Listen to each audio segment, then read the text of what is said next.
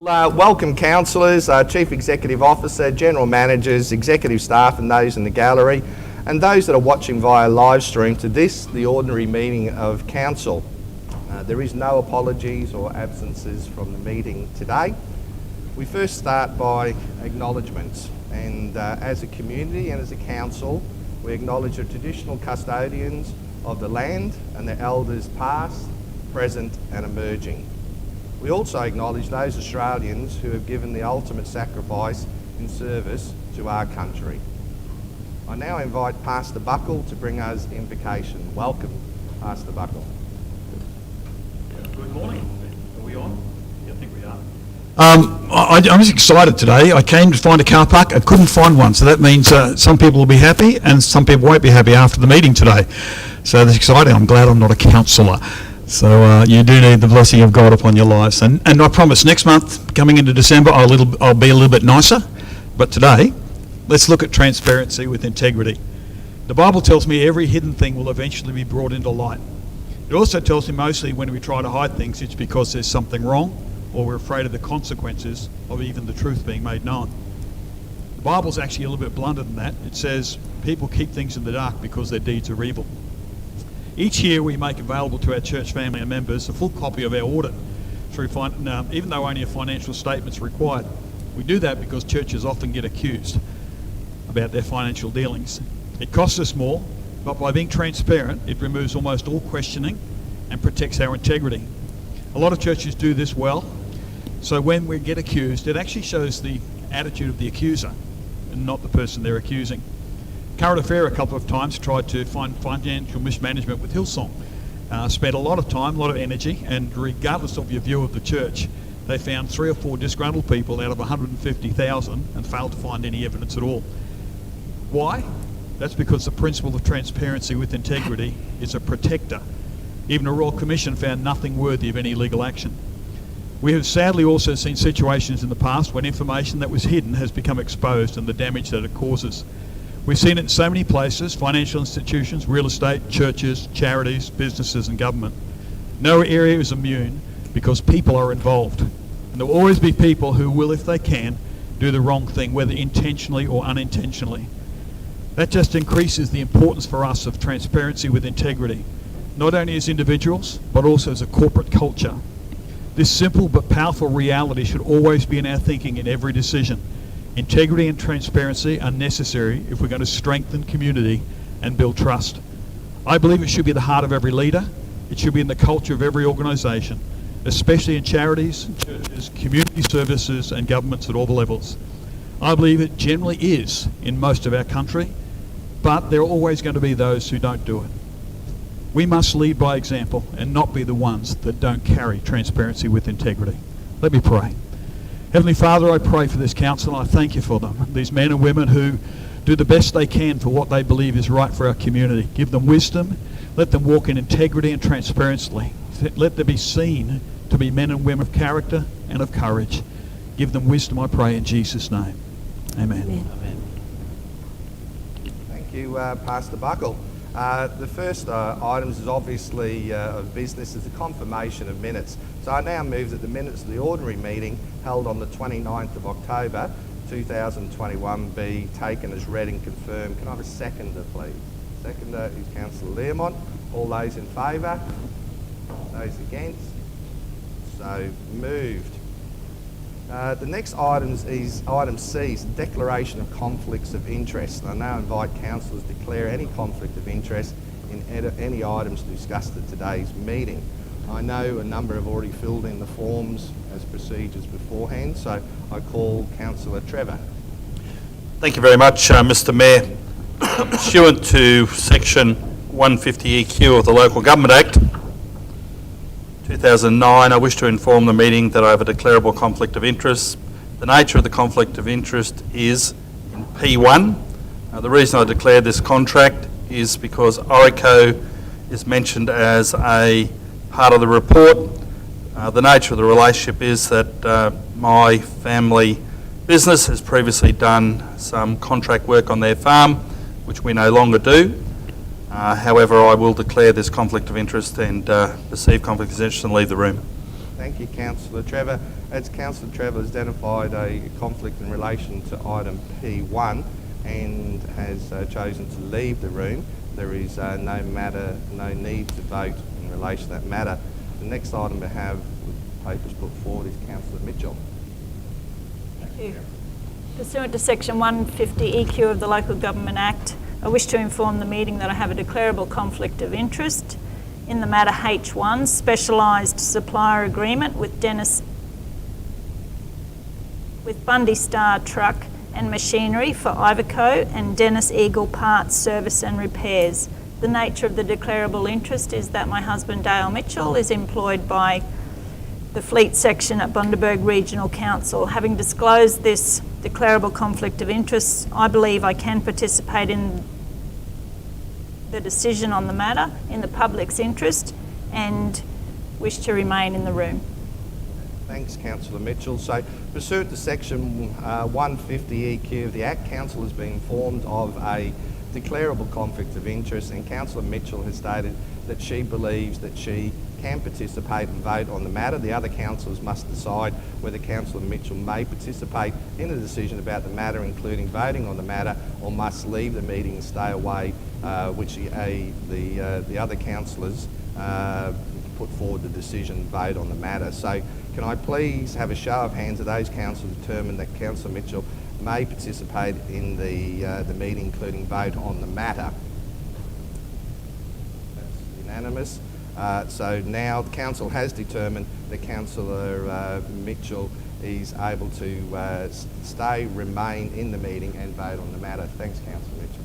Now I'll just go around the room. Councillor Trevor has brought forward, Councillor Bartels, Councillor Honour, Councillor McPhee, Councillor Barnes, Councillor McLaughlin, Councillor Haberman, Councillor Cooper. No.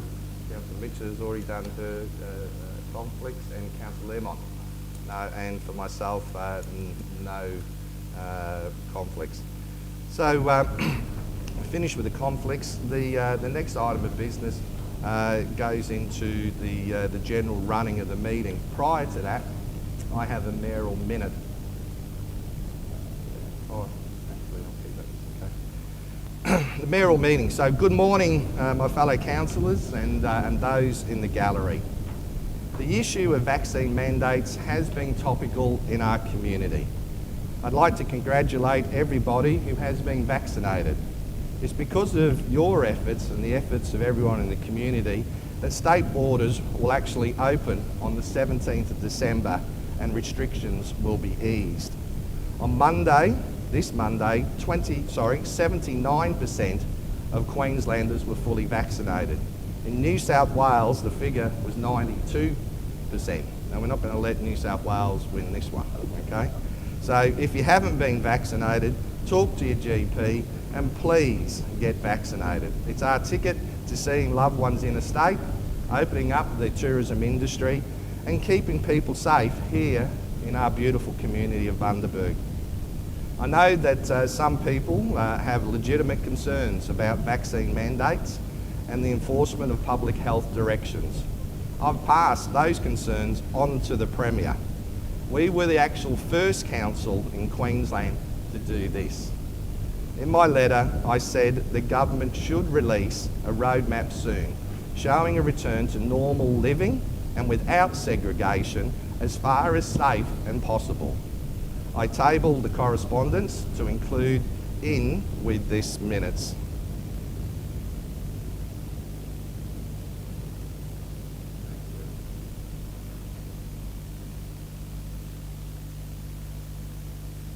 The Local Government Association of Queensland surveyed all 77 councils in the state and passed on our collective voice to the government. The government responded that council venues such as libraries and galleries will be excluded from vaccine mandates at this time. The Deputy Premier also heeded concerns that businesses would be responsible for enforcement, saying that this is not the case. Police will have the responsibility.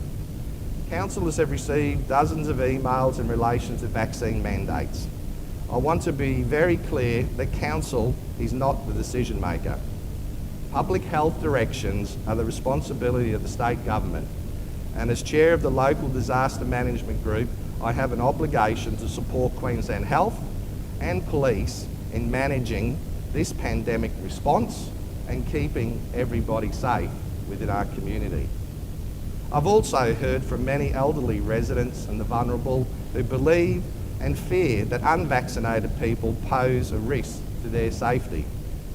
Public health orders could potentially be overridden by the federal government. However, a motion in the Senate recently to do this only had 5 votes in favour. The federal government has already started vaccine mandates in aged care and in childcare to protect vulnerable people. The COVID threat is not over, and as we've seen just recently with a new variant certainly closing international borders.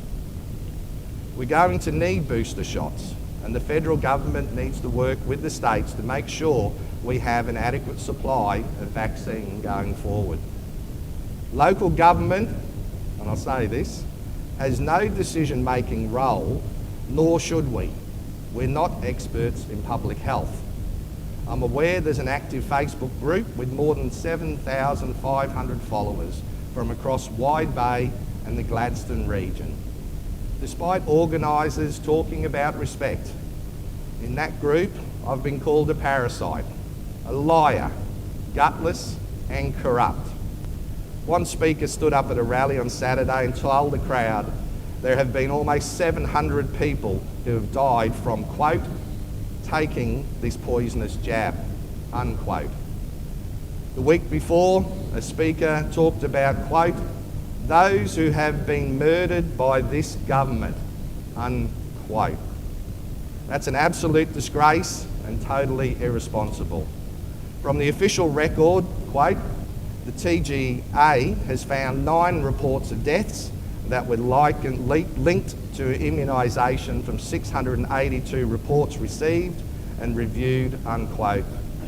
That's from 38.5 million doses that have been administered so far. 38.5 million.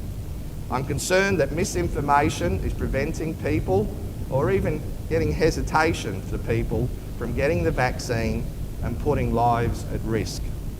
I also don't want to see the Australian flag treated with disrespect and flown upside down like it was recently in rallies here in Bundaberg and on Saturday. I don't want to hear the RSL being attacked and accused of letting veterans down like it was the week before. Organisers of this movement should condemn lies and misinformation. They should focus their lobbying on decision makers. They should condemn the insults and threats that some people are making towards others. The sooner we achieve 90% double vaccination, the more normal our society will be.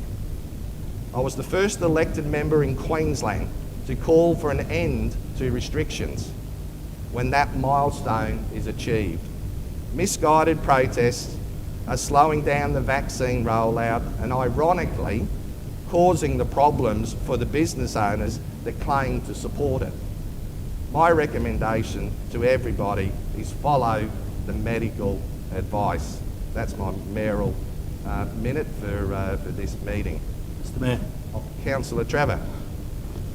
Mr Mayor, I'd like to move that this council endorse the Mayor's letter to the Premier on vaccine mandates, calling for an end to segregation when it's safe to do so. Thanks, Councillor Trevor. Seconded, Councillor Bartel.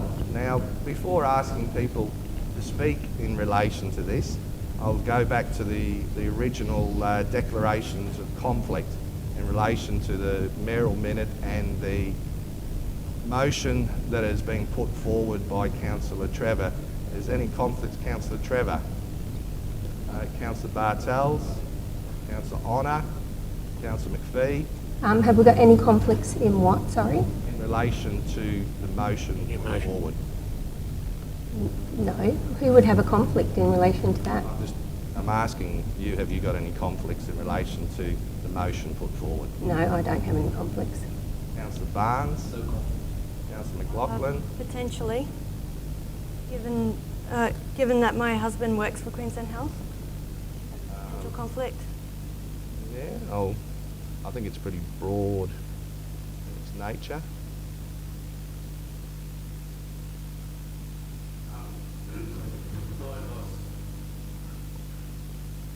My advice, Mr Mayor, would be that that's not a position where you're in any sort of position of making policy or directives.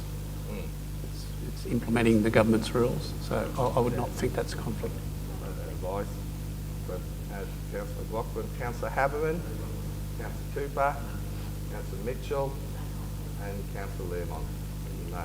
So I now ask the Mayoral Minutes, any speakers in relation to that matter? Can I just ask a question? Can we have the motion up on, because I wasn't aware that this motion was going to be moved. Up on there, yeah. Just so I can see it, because I just want to read it, because I had no idea that this was happening, So did anyone have any idea that it was happening? Wendy, You know procedures, councillors. Well, And the Mayoral Minute's been put forward, a motion has been put forward, Yeah. and we're dealing about the motion that's put forward. thank you. So I'll get some of the wording out there. Or have you got another copy of them? Well, Yeah, I've just it's give it- probably easier to just type it give up. there, they can just type it in. Put it up. Have you got it there?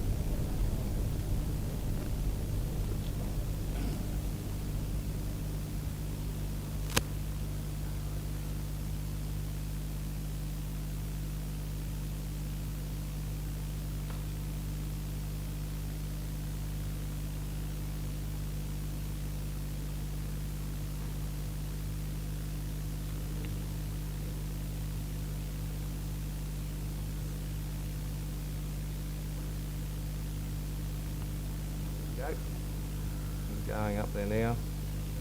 So that's your motion, Councillor Trevor, seconded. And the motion there is Council endorses the Mayor's letter to the Premier on vaccine mandates calling for an end to segregation when it's safe to do so. Any speakers in relation to that motion? Councillor McPhee. Can I speak? Thank you.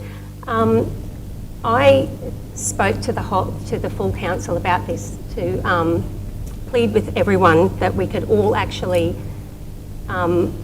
work out together a motion that we could put forward, that we could pass to write to the Premier, and I accepted everyone's opinion that we should wait and hear back from the letter from the Premier, because I had no support for that, and I accepted that, and now we've been given this motion, which I don't disagree with. I think we do need to call for an end to segregation.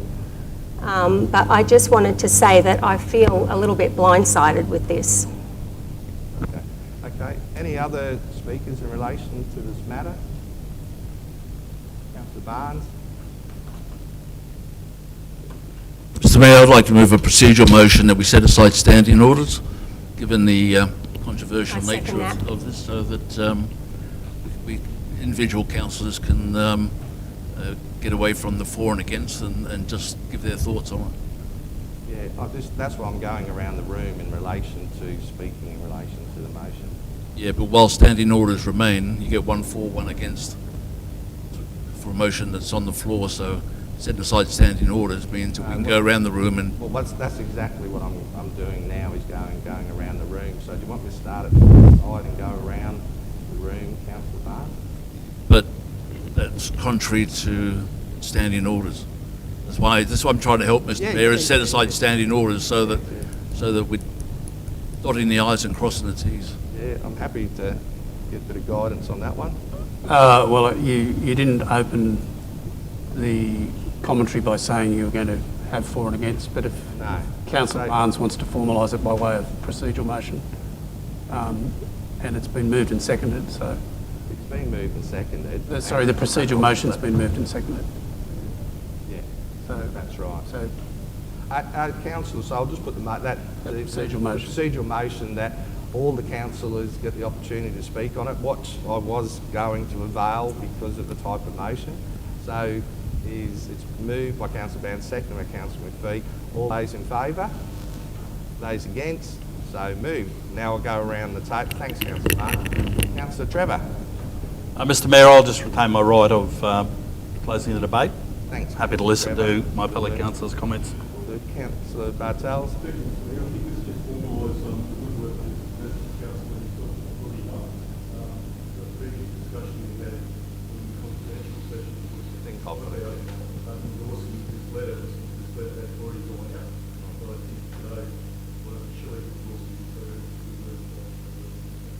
Thanks, Councillor Bartels. Councillor Honour.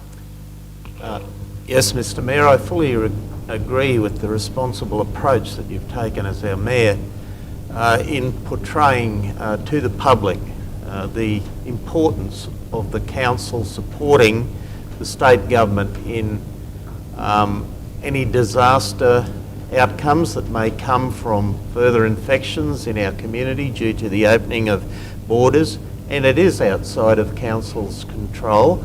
And as a council, we have, and I know personally, I've signed up to support the Local Government Act, to support my community, to support the Local Government Act.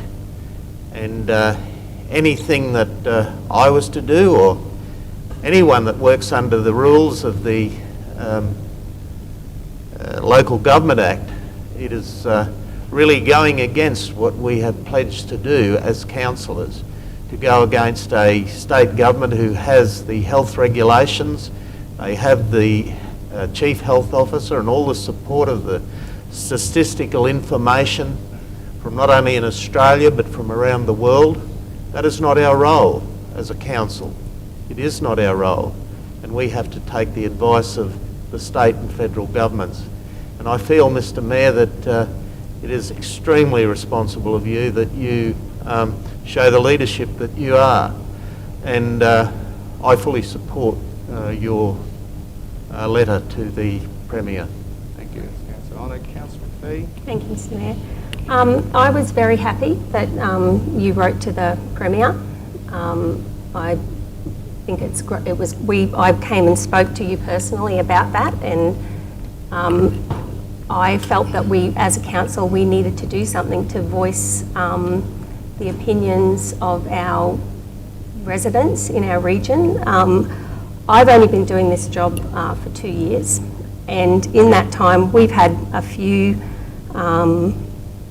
topical items that have happened. I've never received anywhere near the number of emails from residents.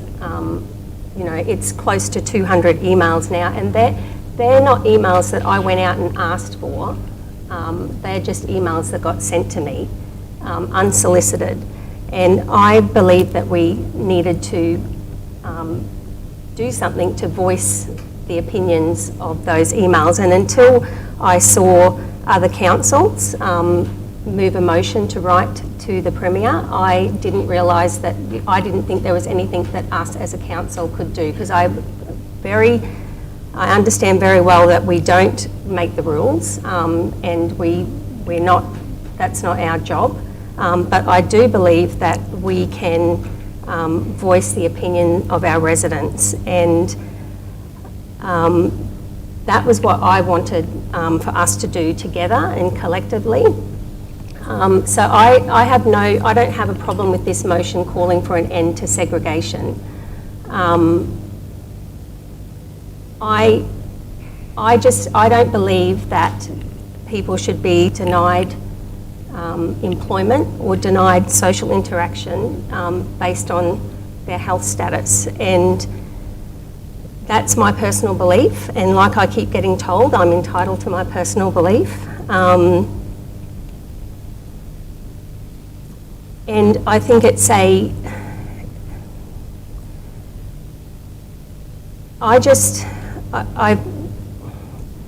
we went to a citizenship ceremony recently, and I stand up when the Mayor leads us with the pledge at the end of the ceremony, and it's one of my favourite things that I've been able to participate in since coming to council. And we stand up there and we take the pledge, and it says, you know, I pledge my loyalty, I've Googled it so that I can get it right. I pledge my loyalty to Australia and its people, whose democratic beliefs I share, and whose rights and liberties I respect. And this vaccine mandate, it takes away our rights and liberties, and anyway, that's what I would like to say. Thank you. Thanks, Councillor Peake. Councillor Barnes. Mr. Mayor, if you don't mind me sitting down, I'm just getting over some surgery. Mr. Mayor, I've been hearing comments of that we're taking away choices for people, the state government's taking away choices for people and all that. That's not really the case. The case is that with every choice that any one of us makes comes a consequence. And we've got to be very careful on how we look at this. I've been trying to look at this from every single possible angle I can. I've read where apparently somebody got a vaccine and turned gay a couple of days later. But then I've heard some very heart-wrenching stories from people, and one in particular was from a submitter from Childers in relation to a restaurant, and that really pulled on the heartstrings. It really is very, very hard. I don't think the mandates have got a snowflake's chance in hell of actually working. I don't know how you expect a fast food chain to have a 15-year-old approach someone and demand to see their passport. That's not going to work. Going to call the police? Fine. This would be the police nightmare. The last thing they want to do is run around on top of their work that they're doing now and walk into restaurants or businesses and start getting involved in this sort of level. I've also tried to draw analogies. I've looked at the stance I took on forced fluoridation when that came up some years ago. But that was because the prospect was that we were going to put a chemical into a water supply for everybody else. It had nothing to do with contamination or what's the word I'm looking for? Of contaminating somebody else. Then I also looked at the legislation that was introduced in relation to smoking. Smoking in restaurants, smoking in buildings, smoking in places of work, smoking near playgrounds and so on and so forth. And whilst there was some opposition to that, I think most people understood that the responsibility for every one of us is to do what we can to ensure the safety of our neighbour. This is extremely hard. I think the way that you've worded it, Mr. Mayor, tries to cover everything. I think what we're saying is we don't like this, but at the end of the day, our prime responsibility is for the health of someone. So we're not pushing one side of the argument. If people don't want to get the jabs, then so be it. I support your plea for them to do so. That's a matter of personal choice. It's been extremely hard, and the flag's going to fly no matter which way we go on this.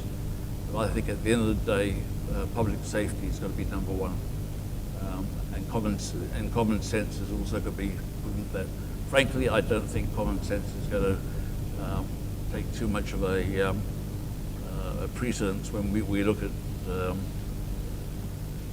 people are demanding to see a certificate when somebody enters their place of business. It's a mess. It really is a mess. And I think that this council, by taking a different stance perhaps to some of the other ones, whilst at the same time calling for an end to segregation, is the way to go. Thanks, Councillor Barnes. Councillor Blackburn. Thank you, Mr. Mayor. I support the motion put before us today, and I commend the letter that you've presented to the Premier in regards to this. I would like to see an end to the segregation and the discrimination that is about to occur. I don't believe that it's anyone's right to have their medical views forced upon them, but that's my personal view. I share similar views to Councillor McPhee. So, but I would like to call on the public to bring in respect, because there's going to be some very upset business owners out there, and I would hate to think that people agitating against this would create that agitation just for the sake of it. I support this motion today. Thanks, Councillor Rockland. Councillor Haberman, wish to say anything? Mr Mayor, and thank you for your leadership in this very difficult issue. Just a couple of queries on this. The Mayor's letter to the Premier of the vaccines, is that the letter you've just read out, or is that the letter of the 19th of November? That was the original letter. Original letter? That letter doesn't actually call for an end to segregation when it's safe to do so. Well, I'll give you a copy of the letter. I've got the copy of the letter here in front of me. I certainly looking forward to hopefully, end of segregation in, again, it's a difficult process to work towards, but I think we all want to see the end of segregation. When the words "when it is safe to do so" is leaving it a little bit open-ended whether or not we need to consider other wording in that motion. I'll just put forward the clarification for you, Councillor Haberman. The actual letter says, in hoping the government will release a roadmap soon. It's 1, 2, 3, 4th paragraph. I've got the letter in front of me, Mr Mayor. Well, I'm just showing clarity. Roadmap soon, showing a return to normal life and without segregation as far as safe and possible. And that's, the motion is obviously referring to the letter. Okay, yeah. I just need a clarification of that because that's not the actual wording in that letter. Yeah, but it is the meaning, so yeah. Thank you.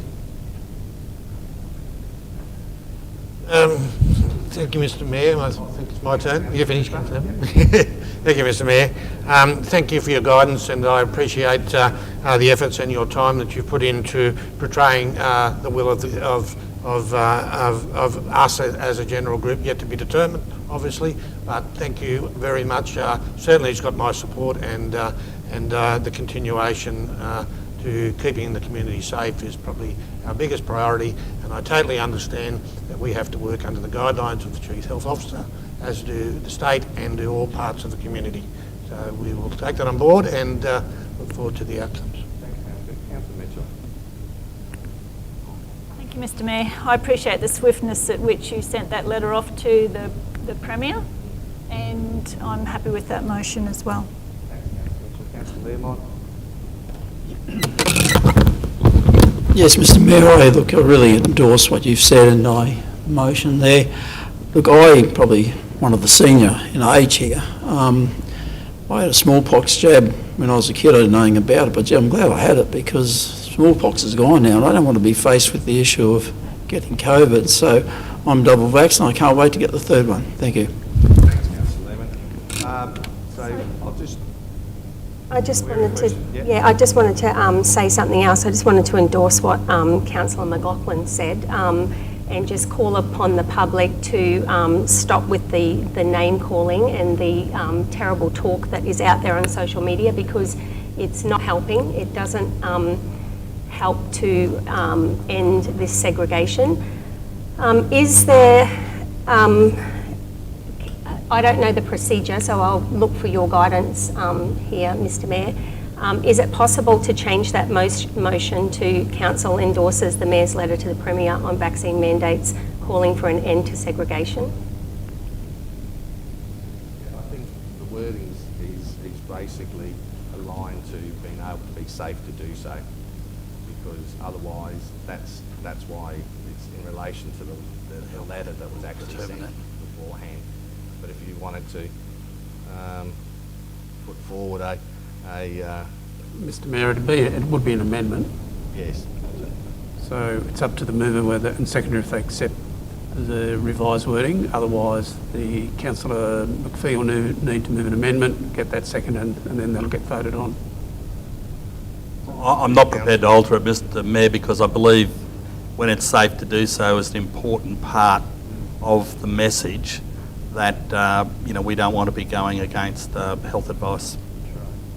So now that goes back to Councillor McPhee, McPhee. she wants to move it as an amendment. Wish to move an amendment. Yeah. Standing orders have been set aside, so you have to bring... Yeah, so it'd have to go back out of standard. Yeah, so Yes, that's a good point. So I'll just check. Yeah, go on. Yeah. Yeah, so Councillor McPhee has foreshadowed an amendment, but the debate on the motion hasn't finished because Councillor Trevor still has the final right of reply. So Councillor Trevor has his reply, and then we'll go to the vote. And then the foreshadowed amendment can then be moved as an amendment. Yep. We have to go back into After resuming standing orders. ordinary business. So we'll finish this one, Councillor Barnes, then go to standing orders, and then go back to the... I'm just going to move the standing orders be resumed. Yeah, straight after Councillor. Thanks very much. Yeah, Councillor Trevor. Thank you very much, Mr Mayor.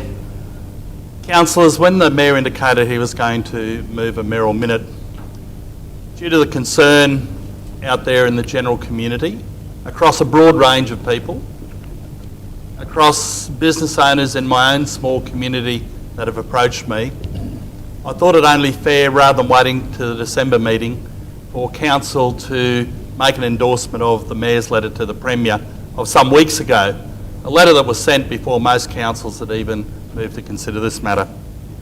I'm fully vaxxed. My wife's fully vaxxed. My children, grandchildren, I believe in vaccination. But I also believe in the right of others to have a choice. That's a democracy that I've grown up under, and I think it's important that we respect others' rights. I hear the comments by Councillor McLaughlin and McPhee about pleading with people to respect others' opinions. And I've heard some of the commentary where people are saying they're being coerced to do things. At the same time, they're threatening other people and sending them in a concertion to do things themselves. You can't have it both ways. Let's respect one another. This is a disease that has affected many right across not only this nation, but across the world. But I do understand the concern in our community, and I think what we need to do is make sure the Premier understands the mood in our community, that we are supportive of the Health Act to protect the vulnerable.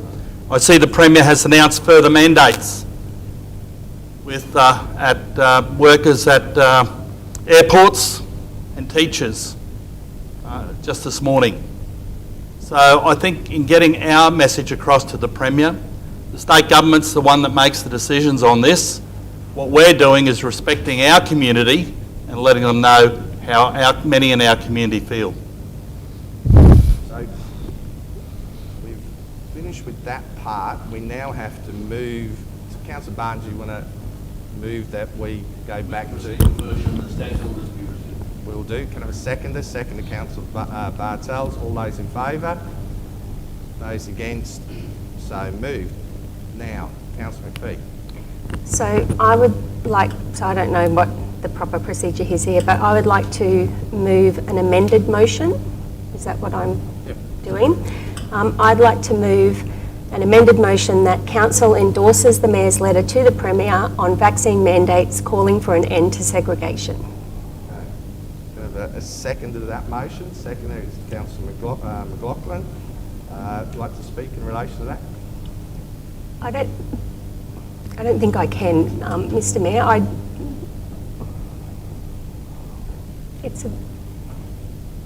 It's a very emotional, emotive topic, and we already live in a divided community, and vaccine mandates are going to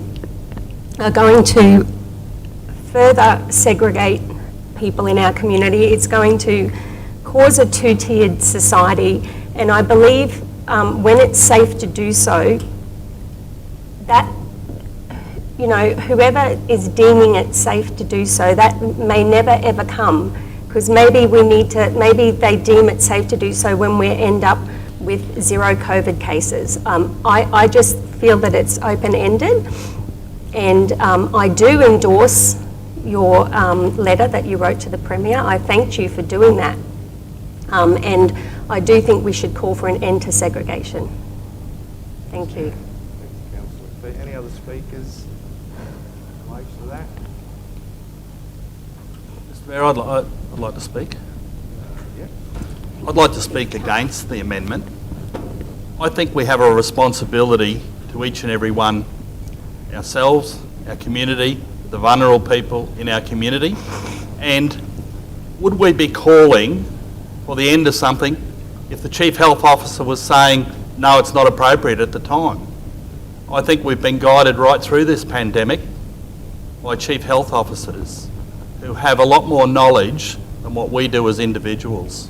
So I just think we need to be careful in saying, would we end that in all cases? Would just mean open slather? Or are we going to respect the science and the health, Chief Health Officers? So I just think you're leaving it too open-ended the other way, whereas when it's safe to do so, I think makes it appropriate. Any speakers for the motion?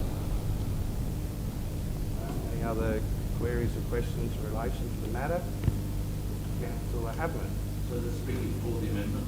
Yeah. I just had a question, if it's in order. This motion is endorsing that letter. Is that correct? Don't just shake your head and say no. Okay. Are we just simply endorsing that letter which called for the end of segregation when it is safe to do so, or are we moving a motion, you know, that something be done in addition to endorsing that letter? Without the speaker, it's a matter of clarity.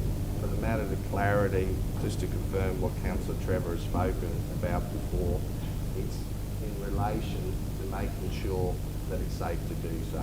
We know we've seen mandates 80%, mandates 90%, and what we're doing is basically saying when it's safe to do so. Now, as alluded by the presenter of this motion, we are not the health experts. We do not have all the information that is provided to the state and the federal government in relation to making these decisions going forward. Any other questions or queries? No? I'll put the matter to the vote. The amendment. Or the amendment to the amendment to the vote. So all those in favour? Councillor McLaughlin, Councillor Dean. All those against? The matter is in the negative. So we now go back to the original motion. The original motion put forward by Councillor Trevor has appeared on the screen. Seconded Councillor Bartel. Is all those in favour? Those against? Councillor McPhee, so noted. Thank you, councillors, for addressing those matters. We now go on to the next item of business in the meeting. Is that we've done the declarations, is strategic projects and economic development. And this item E1 is in relation to the supply of hydrogen-powered garbage trucks and fuel. I now move the motion, which is on the screen here before us, that pursuant to section 228 brackets 3 brackets A of the Local Government Regulation 2012, Council invites open public expressions of interest before inviting written tenders for the trial supply of hydrogen-powered garbage trucks and fuel. The trial supply for hydrogen-powered garbage trucks and fuel within Council's fleet will be a new and innovative venture by Council that will support the establishment of a local hydrogen supply chain, integration of hydrogen into council's fleets will rely upon new market technology and equipment that is relatively untested and proven in commercialisation application. The proposal to stage procurement process will assist in reducing council's risk by ensuring any RFP is shaped by market input that best meets council's operational requirements. The assessment criteria for the initial EOI will focus on suppliers who demonstrate technology and supply arrangements that meet requirements, particularly around safety, value for money and environmental responsibilities. Can I have a seconder, please? Seconder is Councillor McPhee. Basically, it is a very long motion in relation to this matter that complies with the regulations in the Local Government Act, and obviously this is reliant on a grant coming from the other levels of government, and it certainly is that we want to work towards, as taken on board by my fellow councillors, is that this will be a full-length change from being able to have the hydrogen produced here in Bundaberg, pumped into the trucks that are then constructed here in Bundaberg, and then servicing the Bundaberg community. And Bundaberg certainly is a leader in this approach. We know there's, once again, it's another issue, there's the separation of hydrogen as an export, but this will be a first for any council, not just council, but other groups within Australia, and certainly put forward a good submission for this particular grant application. Bundaberg also, as alluded in the briefing meeting previously and brought forward, has taken the initiatives of hydrogen usage across all of the councils across Queensland to be able to advocate for those councils, which was passed at the state conference, to make sure that councils that don't have the funding for business cases and for applications are able to receive funding, so that they're bigger, for want of a better word, or cousins or larger councils are certainly, that they are not disadvantaged in that process as well. So I now, any other speakers in relation to the motion? No. I'll put the matter to the vote. All those in favour? Those against? So moved. Next item is item F1. There's a summary of the finances. I call Councillor Cooper. Thank you, Mr Mayor, and thank you to everybody in the gallery and on live stream. The recommendation is that the financial summary as of the 1st of November 2021 be noted by the Council. Thanks, Councillor Cooper. Can I have a seconder, please? The seconder is Councillor Haberman. Any Councillor Cooper wish to speak further? Yes, thank you, Mr Mayor. In accordance with Section 204 of the Local Government Regulation 2012, the financial report must be presented to Council on a monthly basis. The attached financial report contains the financial summary and associated commentary as at the 1st of November 2021. Thanks, Councillor Cooper. Any other councillors wish to raise any queries or speak against the report? No. All those in favour? Those against? So moved. The next item is item G1. These are a number of sales and governance matter. I call Councillor Cooper. Thank you again, Mr Mayor. The recommendation that 1, Council apply the exception contained in section 236 in brackets 1, in brackets A, in bracket I of the Local Government Regulation 2012, in brackets Queensland, to the disposal of lot 8 on SP 311608, and 2, the Chief Executive Officer be authorised to enter into a contract of sale with the buyer and attend to all items required to finalise the sale of the lot. Thanks, Councillor Cooper. Seconder, please.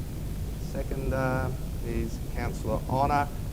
Councillor Cooper wish to speak further in relation to the matter. Thank you. Council is the freehold owner of lot 8 on SP 311608, known as 17 Aviation Crescent, Kensington, in the Bundaberg Regional Aviation and Aero Precinct, in brackets the lot.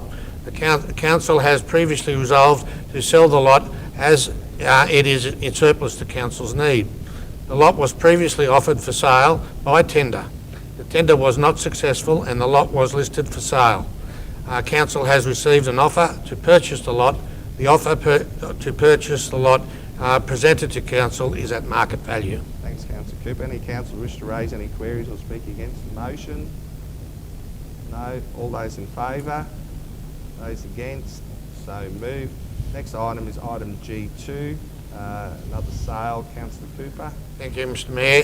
The recommendation that 1, Council apply the exception contained in section 236 in brackets 1 in brackets A brackets I of the Local Government Regulation 2012 in brackets Queensland to dispose of Lot 3 and Lot 4 on SP 298190, and 2, the Chief Executive Officer be authorised to enter into a contract of sale with each buyer and attend to all items required to finalise the sale of the lots. Thanks, Councillor Cooper. Can I have a seconder, please? Seconder is Councillor McLaughlin. Is Councillor Cooper wish to speak further in relation to the matter? Thank you. Council is the freehold owner of Lot 3 and 4 on SP 298190 on Buxton Road, Isis River. Council has previously resolved to sell the lots as they are and surplus to Council's needs. The lots were previously offered for sale and by tender. The tender was unsuccessful and the lots were listed for sale. Council has received an offer to purchase the lots. The offer to purchase the lots presented to Council are at market value. Thank you, Councillor Cooper. Any council wish to raise any queries or speak against the motion? No. All those in favour? Those against? So moved. Next item is item G3. It's in relation to the sale of lots also. I call Councillor Cooper. His recommendation, Mr Mayor, is that 1, Council rescind the resolution made in relation to item G1, sale of lot 196 on RP 24483-15 Hull Street, Buxton, on the 31st of August 2021 at the ordinary meeting. 2, that Council apply the exception contained in section 236 in brackets 1 in brackets A in brackets I of the Local Government Regulation 2012 in brackets Queensland to the disposal of the lot 196 RP 24483. 3, that the Chief Executive Officer be authorised to enter into a contract of sale with the buyer and to attend to all required to finalise the sale of these lots. Thanks, Councillor Cooper. Can I have a seconder, please? Seconder is Councillor Trevor. Councillor Cooper wish to speak further in relation to the motion. Thank you. Council is the freehold owner of lot 196 on RP 24483 at 15 Hull Street, Buxton. Council has previously resolved to sell the lot and is surplus to Council's need. The lot was previously offered for sale at auction and was passed in and was not successful. And the lot was, Council has received an offer to purchase the lot. The offer to purchase the lot is presented to Council for market value. Council has previously entered into contracts for sales of the lot. However, the contract was terminated due to the buyer not attending to settlement and failing to provide their solicitors with instructions. Thanks, Councillor. If any other council wish to raise any queries or speak against the motion? No. So moved. So I'll just put your hand, those in favour? Those against? Is now so moved. Next item is G2. It's a lease arrangement.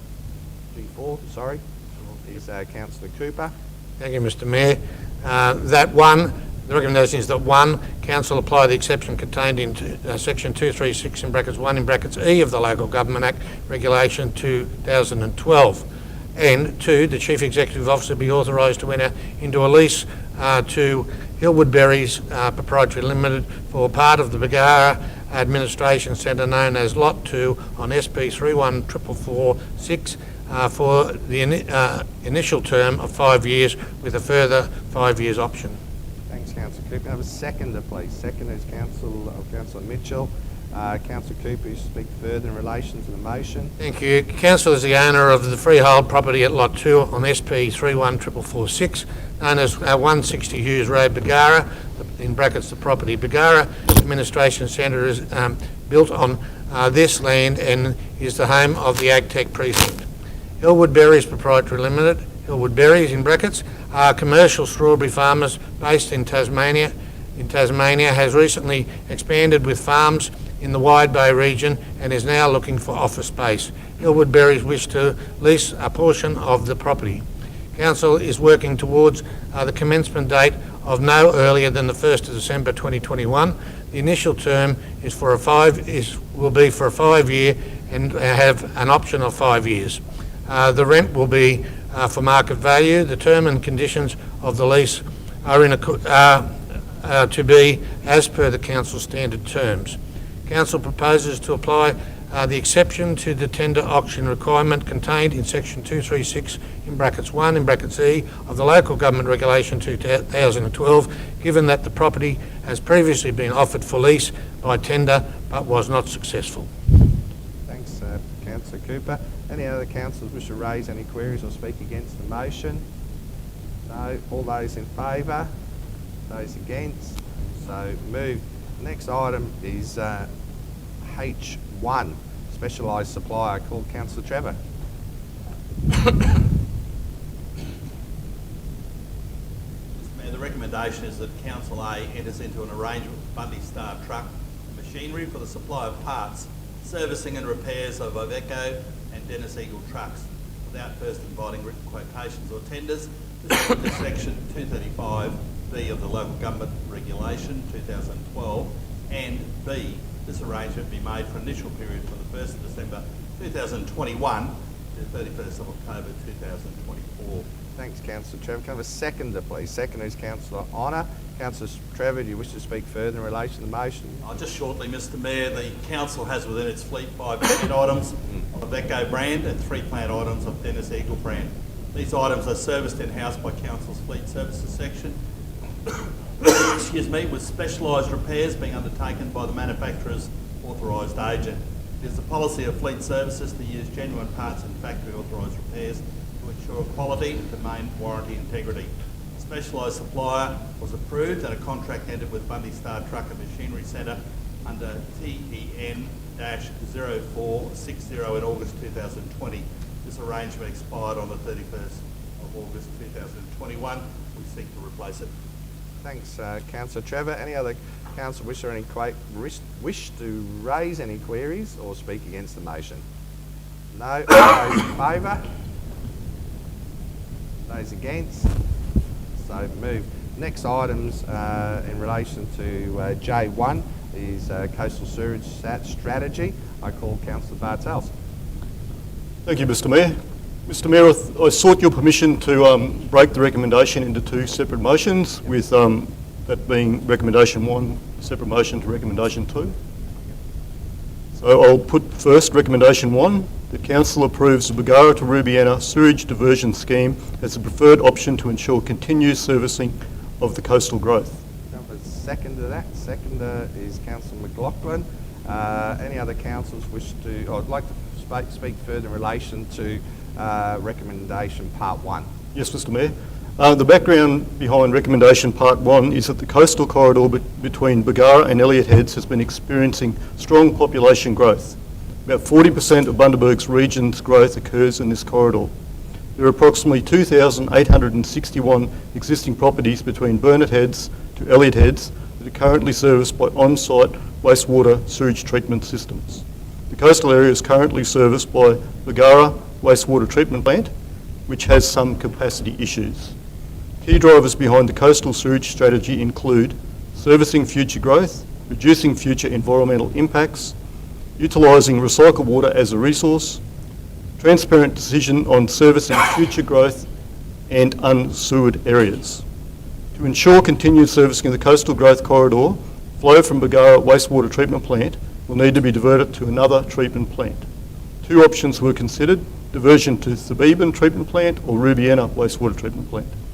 Detailed cost and non-cost assessments of both options included the Bargara to Rubiana diversion offers the best value for money.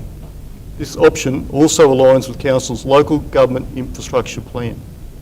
Benefits of the Bargara to Rubiana diversion scheme include treatment at Rubiana takes advantage of the economies of scale and avoids any short-term major treatment upgrades.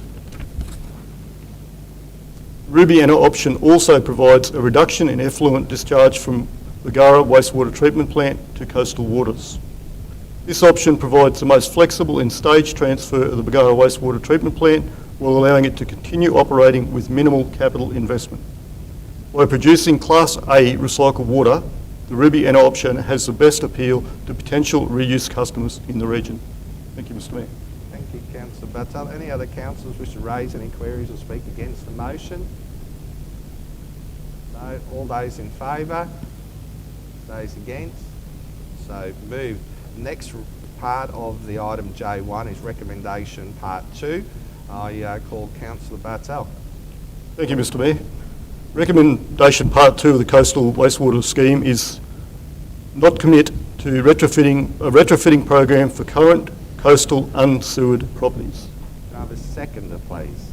The seconder is Councillor Learmont. Councillor Bartels, you speak further in relation to the motion? Yes, Mr. Mayor. The background behind this recommendation is the cost of sewage to a new development is normally borne by the developer. Retrofitting of sewage to existing properties would require a contribution by property owners to cover the cost of both the sewer network and treatment plants.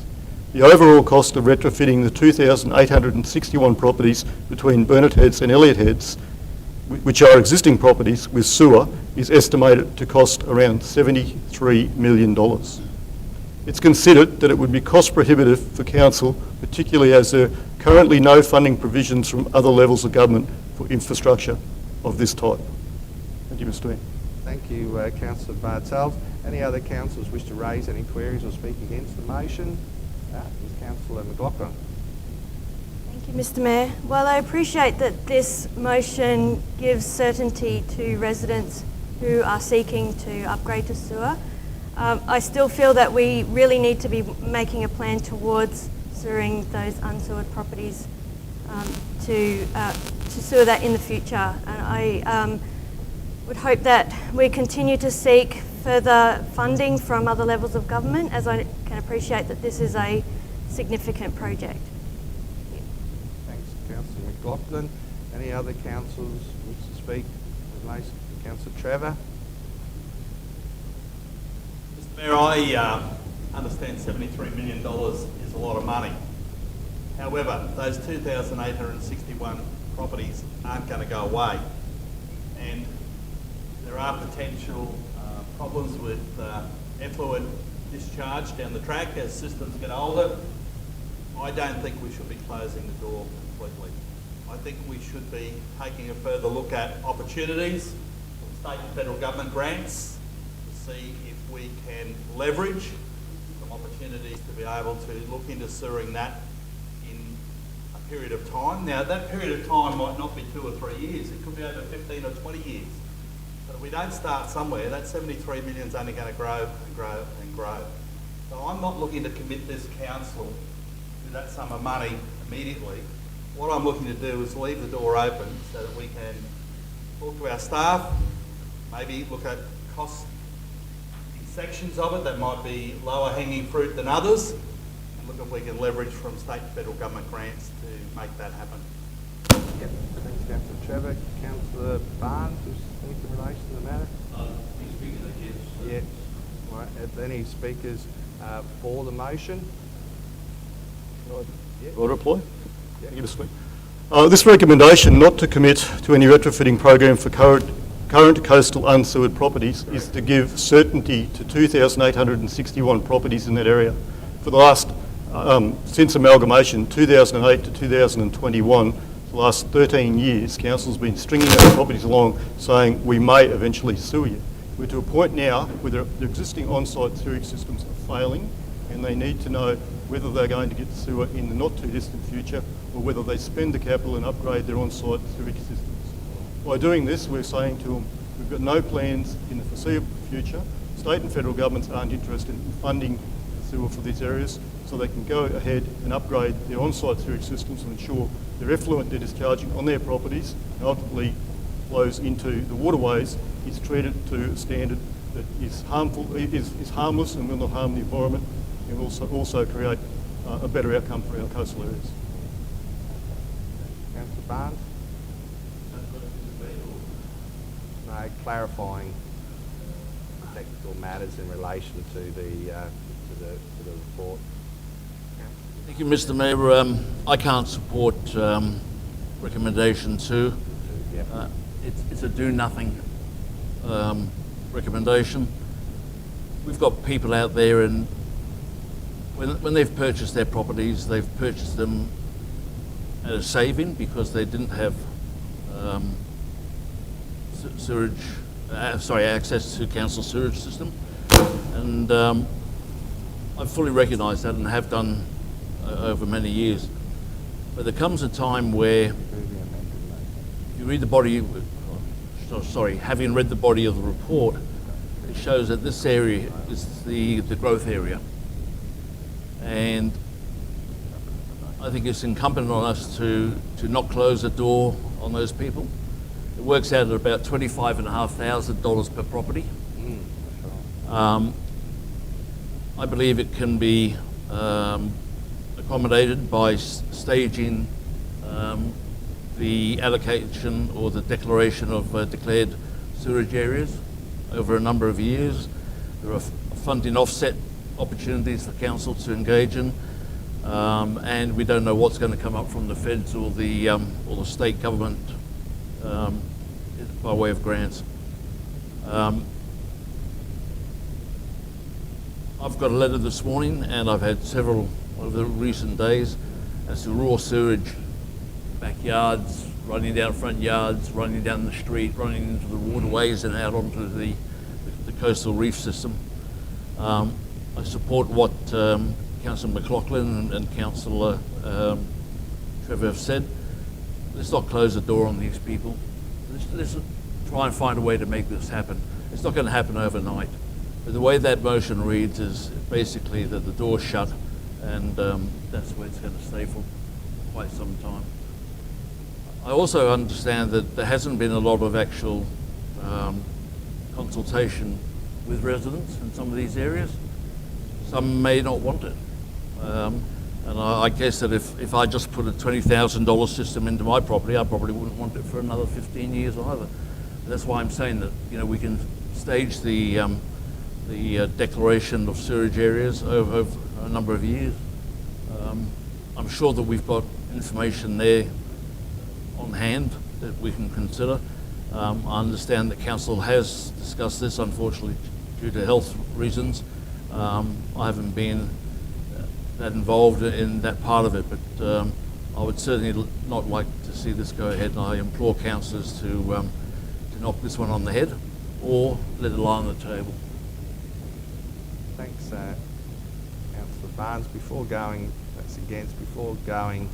to Council, any other speakers in relation to that? 4? No, it's if you to seek clarity. Yeah. You can, yeah.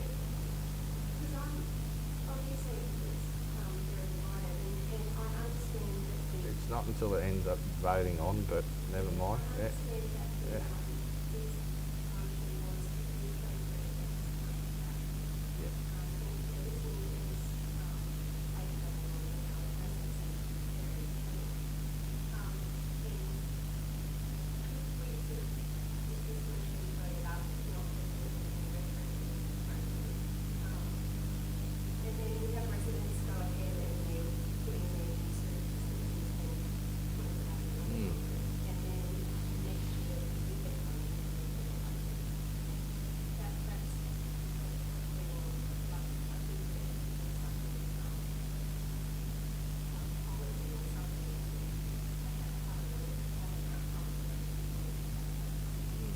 I'll probably, Councillor Bartel will probably clarify that a little bit further, but I think, yeah, just before Councillor Bartel closes up, I'm happy to speak generally in relation to those clarifications that you put forward.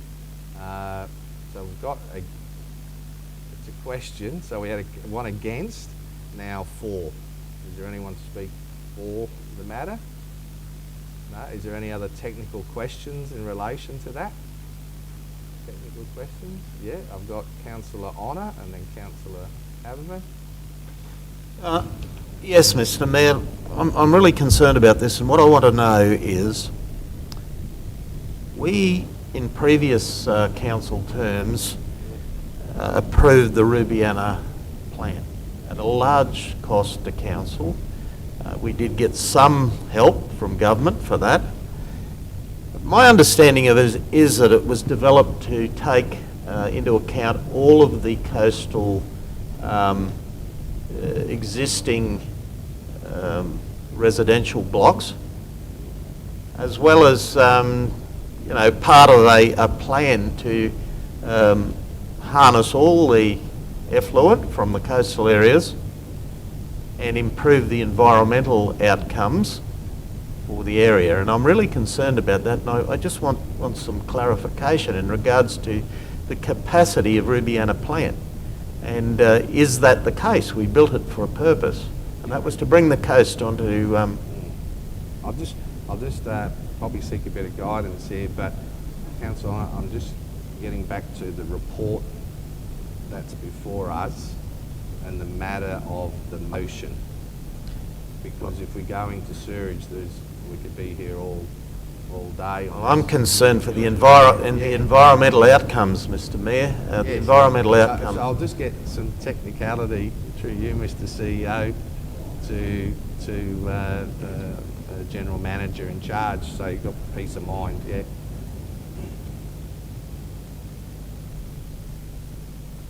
So I suppose, Mr. Mayor, just to... Before going ahead, I just want to reiterate again, it is an extensive report, and I'll address that before going back to the mover. And there's a lot of stuff in there to satisfy those type of questions, but over to you. Sure. To respond to the question, which my understanding was the question was, does the Rubiana treatment plant have capacity? Yes, it does. It was built to provide sufficient capacity to connect existing and perceived future growth in the coastal area.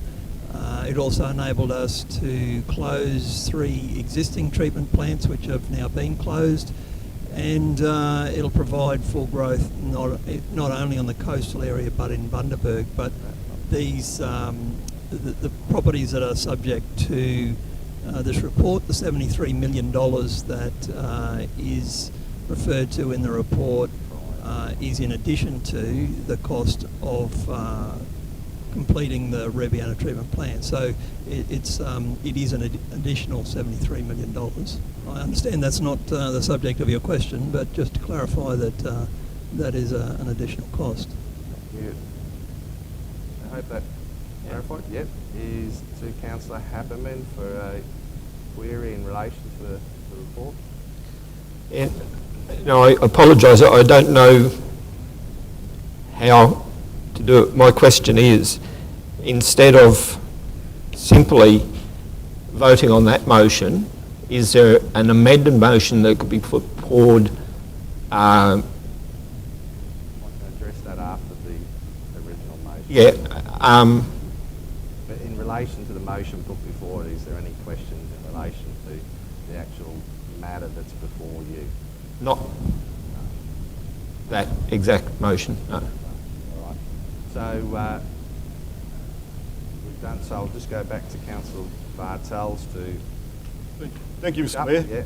Possibly address a few of those. Mr. Mayor and fellow councillors, I commend you to support this recommendation, the recommendation which is not to commit to any retrofitting program for current coastal unsewered properties, to give the 2,861 properties that have on-site sewage system certainty as to a way to move forward, so they can go ahead and upgrade their existing on-site systems so they can have better discharge to the environment and create cleaner waterways and also have a more healthy environment around their properties, instead of being strung along like they have been for the last 13 years thinking they may get sewer. So please support this. Council doesn't have any capacity to fund the $73 million. It was demonstrated in the Hinkler regional deal that federal government isn't interested in funding those sort of projects, as it was put right down low on the list of priorities. And when you go back to our ratepayers and our residents, I'm sure if we went to them and said, we want you to cough up $30,000 to sewer your property, a lot of them wouldn't have capacity either. So this is to give them certainty. They know then that they're going to remain an on-site sewer area, not a sewered area. and they will be able to upgrade their systems. They'll know what they can do with their properties, and they won't be living in limbo. Thank you. Thank you, Councillor Bartel. What I'll do, I might go to the vote and then depending on that go. But so I'll just go the matter to the vote is then in relation to the motion put forward to Bartel is Councillor Bartel. Is all those in favour? Is Councillor Bartel, Councillor McPhee, Councillor McLaughlin, Councillor Cooper and Councillor Mitchell and Councillor Learmont. Those against is Councillor Trevor, Councillor Honour, Councillor Barnes, Councillor Haberman. The matter is... Oh, I was manned up in the first place. Paul. Yeah, so it's settled in the affirmative. Yep. Thanks very much for that. Anything else to go through? No. Am I allowed to add to that? Yeah, probably not, no. Yeah, there's been enough said on that one. Is the next item is item 01, is a lease of a hangar. Called Councillor Cooper. This is an airport hangar.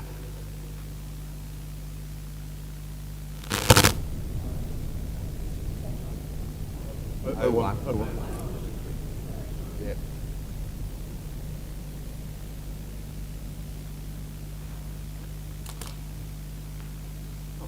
Oh, I've got them coming everywhere. There, if it wants to Thank you, buddy. assist you, Councillor Cooper. Screen there. He's talking. Yeah.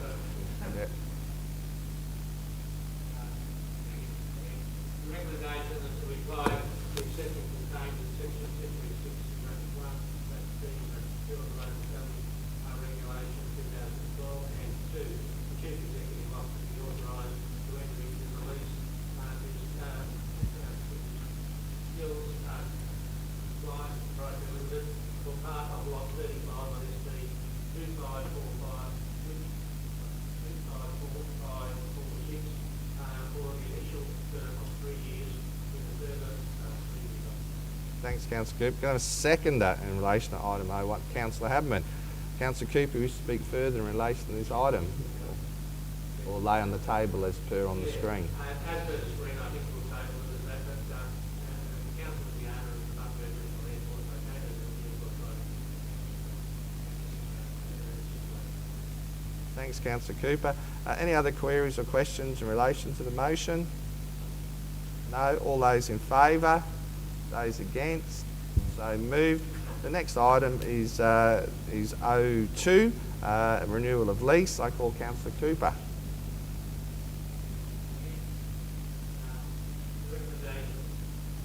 Oh, just Councillor Cooper, is your microphone on? I was finished for the day, Mr Mayor. The recommendation that 1, Council apply the exception contained in section 236 in brackets 1 bracket B in brackets 2 of the Local Government Regulation 2012, and 2, that the Chief Executive Officer be authorised to enter into a lease to the Woodgate Men's Shed Incorporated for part of the Lot 9 on SP 260023 for the term of 10 years. Thank you, Councillor Cooper. Can I have a seconder, please? Seconder is Councillor Trevor. Councillor Cooper wishes to speak further in relation to the Thanks, motion. Mr Mayor. 1 Kangaroo Court, Woodgate at Lot 9 on SP 260023 is state-owned reserve for the recreation public hall, for which Council is the trustee, brackets property. Council entered into a lease with the Woodgate Men's Shed Incorporated, the tenant, for part of the property on the 31st of January 2019 for a term of 3 years, expiring on the 31st of January 2022. The tenant wishes to renew their lease for a further 10 years. Rent will be at the community rate. The term of the conditions of the lease are as per the Council's standard terms. Council proposes to apply the exception to the tender auction requirement contained in section 236 in brackets 1 and brackets B and brackets 2 the Local Government Regulation 2012, given that the disposal is for the purpose of a lease to the community organisation. Thanks, Councillor Cooper. Any other councillors wish to raise any queries or speak against the motion? No. All those in favour? Those against? So moved. Next item is item P1. I understand Councillor Trevor has indicated he'll be leaving the meeting. It's in relation to changes to the waste facilities. I call, as soon as Councillor Trevor's okay, I call Councillor McLaughlin. Thank you, Mr. Mayor. I move that Council adopts the proposed new waste opening hours to come into effect from 14th February 2022 as detailed in attachment 2, with the addition that Childers Waste Facility be open on Sundays with the same hours as currently on Saturdays. Is that the latest recommendation? Yeah. Yep. Can I have a seconder, please? Seconder is Councillor Cooper. Councillor McLaughlin, wish to speak further in relation to the motion? Yes, thank you. Council previously adopted its Waste Management and Resource Recovery Strategy 2017 to 2025, which had amongst its total 28 actions, review the operations and continuation of low-use waste facilities, review and assess the opening days and hours of all waste management facilities, review all waste types that will be accepted and processed at each waste facility. As part of Council's waste and recycling services, continuous improvement processes, it has been identified that some of the facilities could have reduced opening hours and days. This will bring them into line with similar local government areas to better reflect the peak usage hours of each facility. Council's waste facilities have seen a decrease in customers, partly due to the establishment of local businesses focused on recycling of green waste, concrete, brick and asphalt. As a result of less customers, the Waste and Recycling Division experienced a $1.36 million reduction in revenue compared to the 2017-18 financial year. After some related savings, that's still a $716,000 negative impact on Council's budget. Council has also expanded its waste collection in Meadowvale, Avondale and South Killarney. This lessens the need for extended waste facility hours. The proposed changes are modest, sensible and have minimal impact on residents, yet achieve savings that are needed. I recommend support for this resolution. Thanks, Councillor McLaughlin. Any other council wish to raise any queries or speak against the motion? I call Councillor McPhee. Just a clarifying question, thank you. The proposed hours for Sunday at Childers are going to be the same as the proposed hours for Saturday, not the current hours for Saturday. Is that correct? Yeah, thank you. So, any other queries or questions? Oh, Councillor Barnes. Speak against Mr. Mayor. Yep. Mr. Mayor, this continually comes back to council. It seems like it's death by 1,000 cuts. I understand that we'll be saving $420, I think it was, $1,000. People right across the region need access to waste facilities. You know, I think it was only, I don't know, Jason, can you remember a couple of years ago? We reduced them before, and I got a lot of negative feedback on it. And now in my patch, I guess down in Queen Harbour, they're talking about taking a half an hour off in the morning, half an hour off in the evening. I just can't support it. What we have now is we're sort of pretty well stuck with, but to knock these around again, I think is not just confusing, I just don't think it's the right thing that we should be doing. Thanks, Councillor Barnes. Any other speakers or queries in relation to the motion? Councillor McLaughlin. Yep. Are you finishing it off? Yep. It's your motion. Yeah, I'm just wanting to maybe add to that. Yep. Thank you. In relation to that of Councillor Barnes's comments, there are more technologies than ever before offered to communities in relation to recycling, and more people are wanting to take up these options. So it's creating a less of a need for the waste facilities to be open. So I just wanted to clarify that that is the case. Thanks, Councillor Doctor. So I'll now put the matter to the vote. Councillor Trevor is away. Is all those in favour? Those against? Councillor Barnes. The matter is passed on the affirmative. I'll get Councillor Trevor to return. The next item, I'll wait till Councillor Trevor comes back.